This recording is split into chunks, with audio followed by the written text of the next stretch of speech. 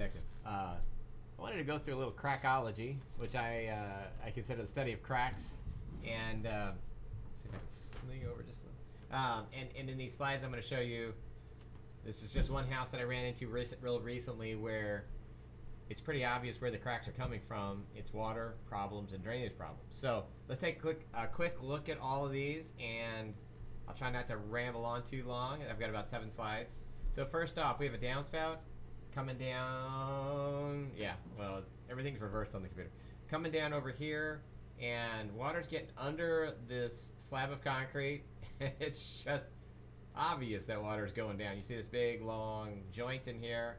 I call that a void. Water will get underneath there very easily and get back. Well, it can get back to the foundation right there, but it'll also cause all this cracking and heaving and settling. So it looks like from the angles of these cracks that this one has settled on this side, so the water's kind of flowing this way, would be my guess. We also notice a little crack back over in this area as well. And that could also be kind of a confluence of this water. We also have a water thing over there, and we have a long joint there. So a couple cracks on that slide. It's the second crack we just talked about a little bit on that side. Probably a heave over here, a settling over there, and a crack over there. You'll see these all the time, though. They'll follow an area that's got issues, and it might be related to this. This joint may not be fully sealed well.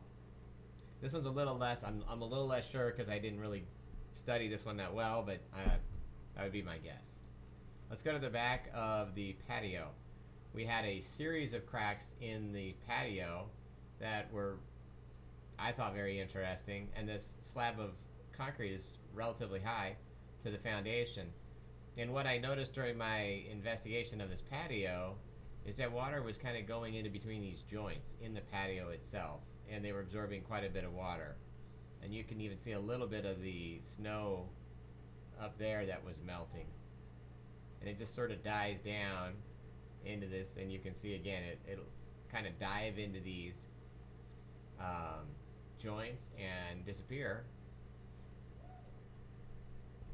And you'll notice this whole patio seems to be settling. And so I guess my overall opinion was water was getting in around all these joints, and then if you looked up next to the foundation, the whole patio had settled down. And the reason it cracked right here was because that there were rebar connecting the patio to the foundation to keep it from falling.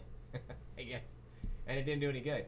And I think the main cause of this is not good water management, and then on either this side up against the foundation or through the joints.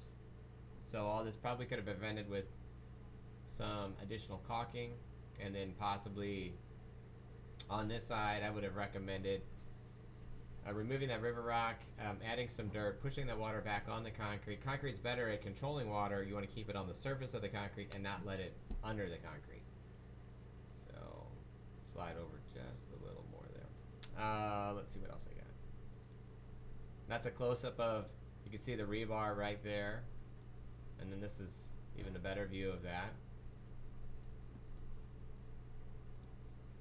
And this is the other side where it's on just to the, it was to the north of that one. And so you can see the water likes to hang out in these little, this is an expansion joint, and there's control joints as well. There's just different nuances of joints, how they were. But where the concrete was settled slightly was between this section and this section.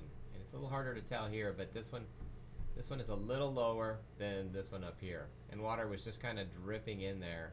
Of course, it would do that during every storm. So I hope you enjoyed this little quick crackology review.